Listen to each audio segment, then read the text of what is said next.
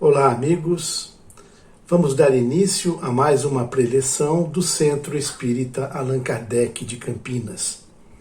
E hoje nós vamos estudar o capítulo 10, os itens 3, 5 a 10, 15, 19, 20 e 21, cujo título é Bem-aventurados aqueles que são misericordiosos. Mas antes de iniciarmos a nossa tarefa, como é de costume em qualquer atividade numa casa espírita, nós vamos fazer uma pequena oração para que a gente possa harmonizar o ambiente fluídico do nosso trabalho. Convido então a todos para que elevemos os nossos pensamentos a Deus, ao Mestre Jesus e aos amigos espirituais, pedindo que nesse momento nós possamos ser bem influenciados para que tenhamos uma preleção clara, objetiva e que principalmente as palavras que serão aqui ditas possam chegar e tocar no coração daqueles que estarão nos acompanhando. E mais do que isso, que essas palavras possam transformar, servir de um elemento de transformação para que coloquem em prática a grande mensagem enviada pelo Mestre Jesus. Se conosco, Jesus, hoje e sempre. Dessa forma, então, como já dissemos, vamos estudar o capítulo 10. E ele fala de misericórdia, ou dos misericordiosos. Primeiro vamos definir o que é misericórdia. Misericórdia é um sentimento de compaixão que é despertado pela desgraça, pelo sofrimento ou pela miséria de alguém. Ter compaixão no coração significa ter capacidade de sentir aquilo que a outra pessoa sente, aproximar-se de seus sentimentos, dos sentimentos dessa pessoa, Ser solidário com elas. Essa seria uma definição de misericórdia. Vamos imaginar que em algum momento de nossas vidas nós sejamos ofendidos por alguém. Qual seria a melhor atitude a seguir a partir de uma situação como essa? A primeira reação seria se defender com todas as possibilidades que tivermos, inclusive com o uso da força física, se for possível. Mas isso não seria nada ético. Mas considerando que somos cristãos, qual deveria ser a reação de um cristão que busca a sua reforma íntima, enfrentando os desafios dessa dura tarefa? A melhor reação, então, seria procurar essa pessoa que nos ofendeu, em particular, para esclarecer a situação com ela, buscando o entendimento, e pondo fim a essa discórdia. Em Mateus 18, 15, 21 e 22, ele diz: Se vosso irmão pecou contra você, ide-lhe exibir a sua falta em particular, a sós com ele. Se ele vos escuta, tereis ganho um amigo. E o evangelho ainda continua. Então, aproximando-se dele, disse-lhe Pedro: Senhor, quantas vezes perdoarei o meu irmão quando houver pecado contra mim? Até 7 vezes? Porque o número 7 é o número da perfeição, o número perfeito, Então Pedro faz esse questionamento a Jesus. Seriam 7 vezes? E qual foi a resposta do mestre? Não. Vos digo que perdoei até 7 vezes, mas até 70 vezes 7 vezes. Ou seja, um número 490, que é um número absurdo, Aí conta, que Pedro, depois dessa reação, ficou abismado, Primeiro porque ele não sabia fazer conta. Então ele não sabia quanto era 7 vezes 70 vezes, E Pedro ficou absolutamente surpreso com uma quantia tão grande, quando Jesus lhe interveio e falou: Pedro, isso para cada pecado.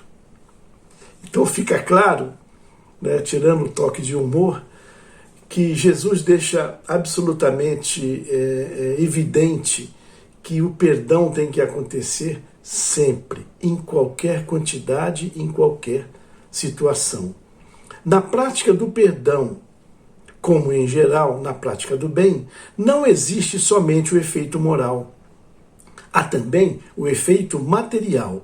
A morte, como sabemos, não nos livra dos nossos inimigos. Os espíritos vingativos perseguem muitas vezes com seu ódio, no plano espiritual, aqueles contra os quais guardam rancor. Isso torna falso um provérbio muito comum que diz: morto o animal, morto o veneno. Esse provérbio não é verdadeiro quando se aplica ao homem, não é mesmo? E a gente vai entender um pouquinho com o passar dos minutos, porque isso não se aplica ao homem, né?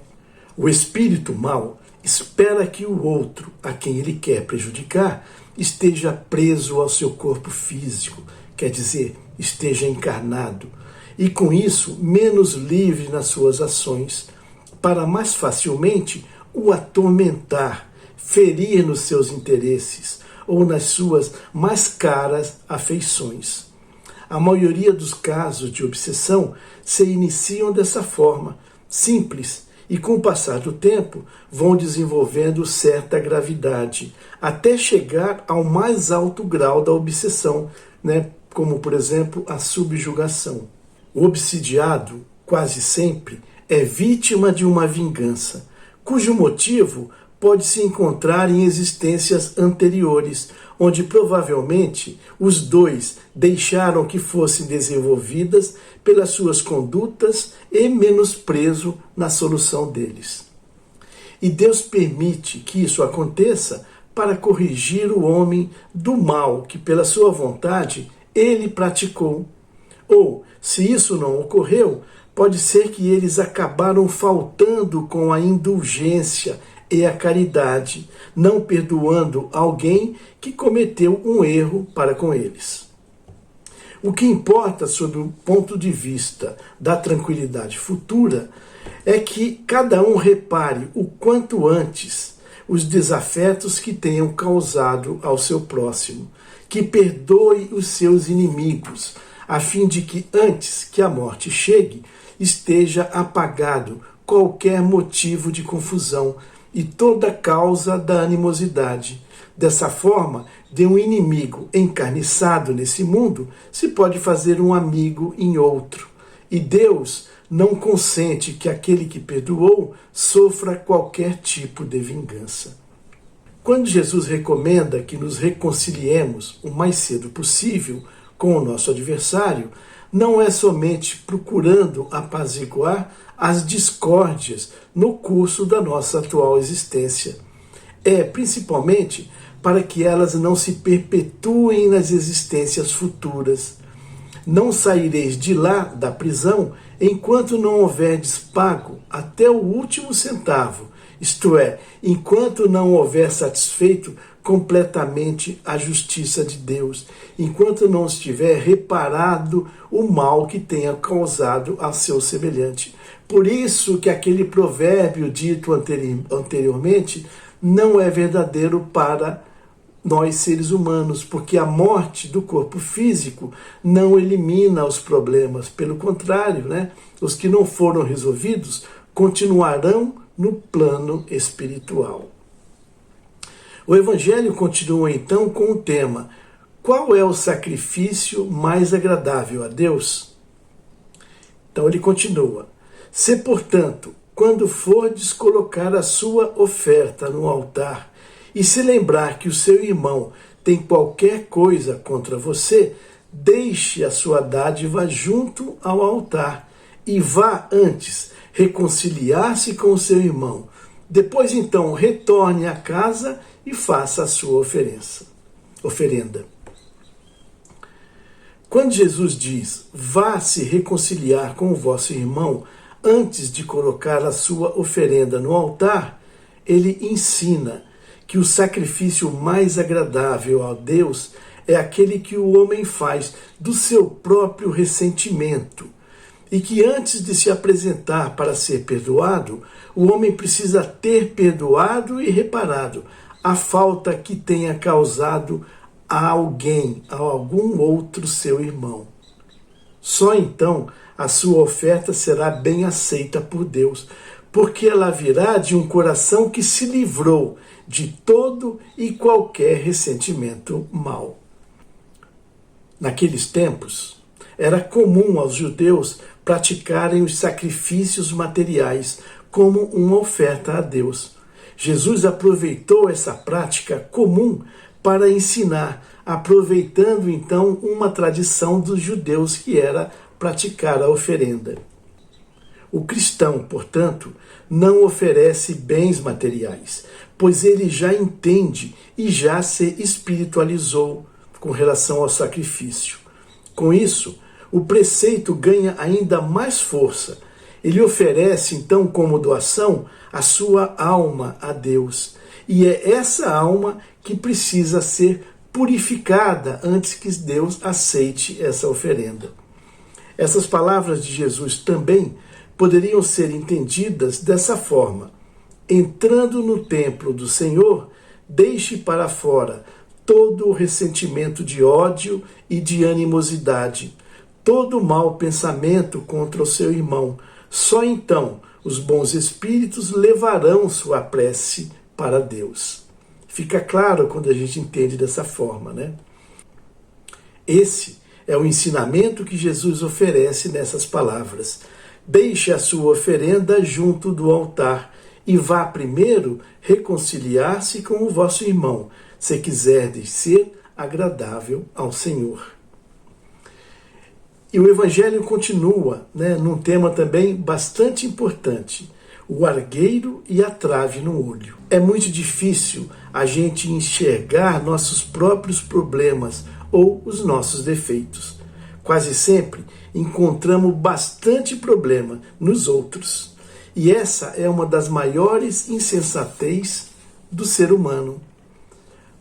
Para melhor julgar, seria necessário que o homem pudesse olhar para o espelho e enxergar não a sua aparência refletida, mas o seu interior, e, de certo modo, transportar-se para fora de si mesmo, considerando-se uma outra pessoa, para aí se perguntar: que pensaria eu se visse alguém fazer o que estou fazendo agora?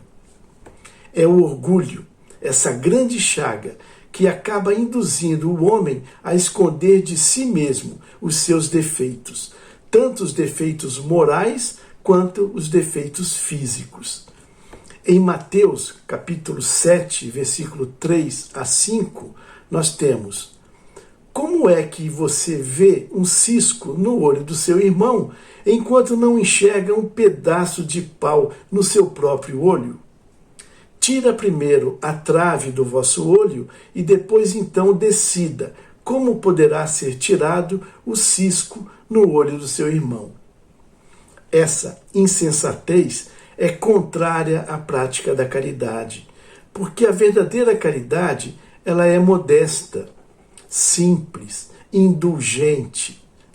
Caridade orgulhosa é um contrassenso, já que na sua essência esses dois sentimentos, caridade e orgulho, acabam por se neutralizar, um ao outro. Quando perdoamos o inimigo, estamos pedindo perdão a nós mesmos e dando uma prova de amizade. Perdoar as ofensas é mostrar-se melhor do que era. Se perdoarmos, Deus também nos perdoará. Mas se por outro lado formos duros, exigentes para com os outros, como poderemos desejar que Deus se sensibilize com as nossas necessidades? Coitado daquele que diz: nunca perdoarei, pois está pronunciando a sua própria condenação. De fato, existem duas maneiras bem diferentes de se perdoar. Uma é o perdão que vem pelos lábios, e a outra é o perdão que brota do coração. Muitos dizem, com referência aos seus adversários: eu te perdoo, mas interiormente estão dando risadas, estão felizes com o mal apresentado. E comentam mentalmente: ele está recebendo o que merece. Ou ainda dizem: eu te perdoo. E acrescentam: mas não me reconciliarei nunca. Não quero tornar a vê-lo, nunca mais em minha vida. Será esse o perdão ensinado por Jesus? Claro que não. O perdão verdadeiro é o perdão cristão. É aquele que lança um véu sobre o problema do passado. Esse tipo de perdão é o único que vos será considerado, já que Deus enxerga a porção mais íntima, mais pessoal do nosso coração. O esquecimento completo das ofensas é próprio das grandes almas. O rancor é sempre sinal de inferioridade. É por isso que o verdadeiro perdão se reconhece muito mais pelos atos praticados do que pelas palavras mais belas que sejam pronunciadas. São Luís nos experimenta nessa parte final do Evangelho com algumas perguntas que, em função do nosso tempo, vamos destacar duas perguntas para a nossa reflexão. A primeira delas: se nenhum de nós é perfeito, então ninguém tem direito de repreender o seu próximo. Será que é verdadeiro esse questionamento? Certamente não é essa a conclusão a se tirar, porque cada um de nós deve trabalhar pelo seu progresso e também pelo progresso de todos, e sobretudo daqueles que temos o dever de cuidar, de tutelar. Mas por isso mesmo, tudo deve ser feito com moderação, sempre com um propósito útil, e não simplesmente pelo prazer simples de repreender alguém, pois nesse caso, a repreensão seria uma maldade, e na primeira situação, ela é um dever, o de tutelar e de cuidar de alguém, que a caridade manda que seja cumprido com todo o rigor que a gente puder cumprir. A segunda pergunta que São Luís nos estimula para a reflexão: há casos em que seja útil revelar o mal de outra pessoa? É muito delicado essa questão, e para resolvê-la é necessário que se apele para a caridade bem compreendida. Se as imperfeições de uma pessoa não prejudicam, senão a ela mesma, nenhuma utilidade haverá em divulgá-la. Olha que interessante. Se o mal for só para ela, para que divulgar? Mas se, porém, elas podem acarretar prejuízo para outra pessoa, deve-se atender de preferência ao interesse da maioria, do que ao interesse de uma só pessoa. Segundo as circunstâncias, desmascarar a hipocrisia e a mentira pode constituir-se um dever, pois mais vale que caia um homem do que muitos se tornem suas vítimas.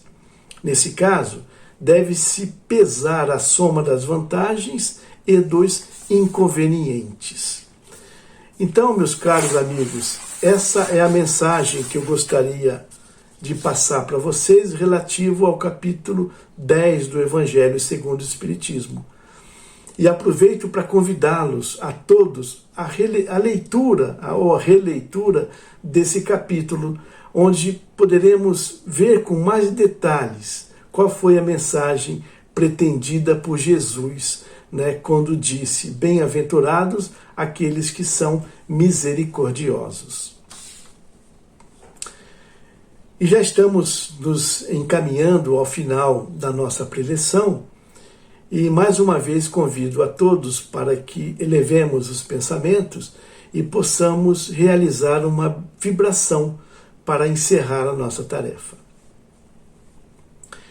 Então, com os nossos pensamentos em Deus, em Jesus e nos amigos espirituais, nós vamos nesse momento agradecer por essa oportunidade de estarmos aqui reunidos, mesmo que de forma virtual, para o entendimento do Evangelho de Jesus.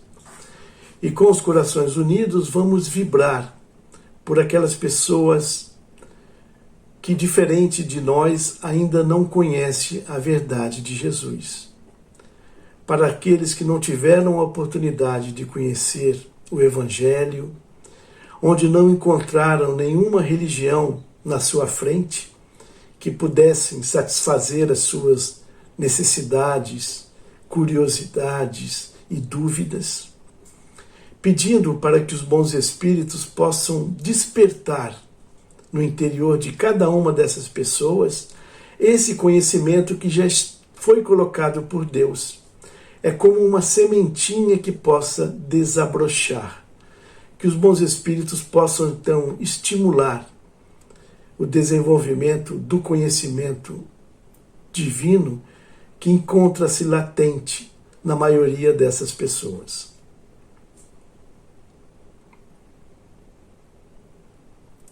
Vamos também vibrar nesse instante por alguém em particular que esteja precisando de um auxílio, de uma ajuda. Seja essa ajuda qual for. Ela pode ser uma ajuda material, espiritual, não importa. Que nós possamos fazer chegar até essa pessoa nossos mais sinceros desejos de que ela consiga superar essa dificuldade momentânea pela qual ela passa e que consiga tirar ensinamentos, proveitos, se for possível. Mas se a solução não estiver ainda no momento apropriado, que essa pessoa possa receber o fortalecimento necessário para que ela passe com sabedoria, com inteligência, por essa dura prova que a vida lhe colocou, sempre entendendo que as adversidades e as superações são oportunidades que nos são colocadas adiante, para que a gente consiga ter um crescimento na sua superação.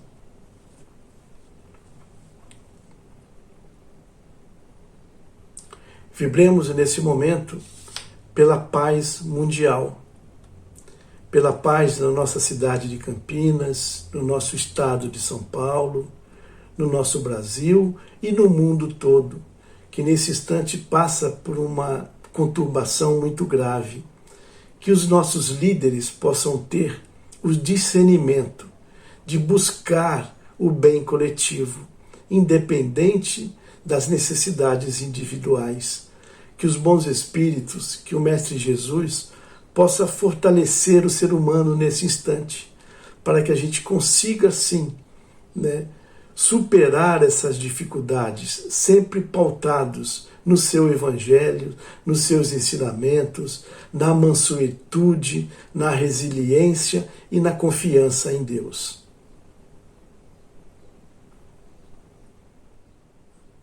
Vibremos também nesse instante pela nossa casa, pelo nosso lar, esse santo refúgio que nos foi emprestado para que pudéssemos nele realizar a convivência humana na sua forma mais íntima possível.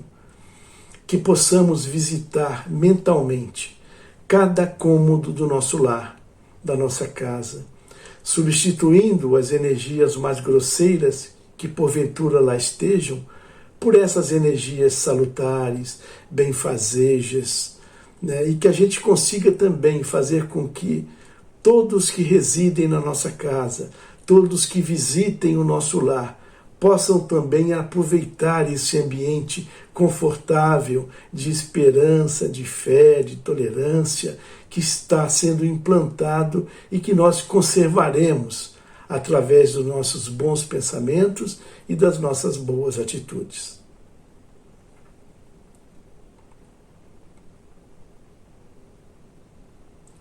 E por fim, vibremos por nós próprios, por nós mesmos, pedindo para que Jesus possa se manter sempre presente no nosso coração, para que a gente se sinta sempre motivados a levar adiante as tarefas da seara de Jesus e principalmente que a gente consiga se fortalecer nos ensinamentos para que possamos realizar uma das mais difíceis tarefas que estão sob nossa responsabilidade nessa vida, que é a nossa reforma íntima. Que a gente consiga, Jesus, ser hoje melhor do que fomos antes, e que amanhã nós possamos ser melhor do que estamos sendo nesse instante. E que a sua paz, a sua bondade, a sua presença se faça sempre dentro dos nossos corações, hoje e por todo o sempre.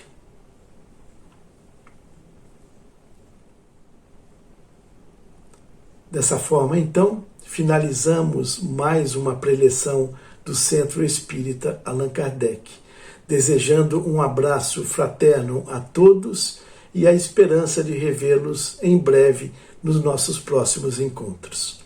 Um abraço.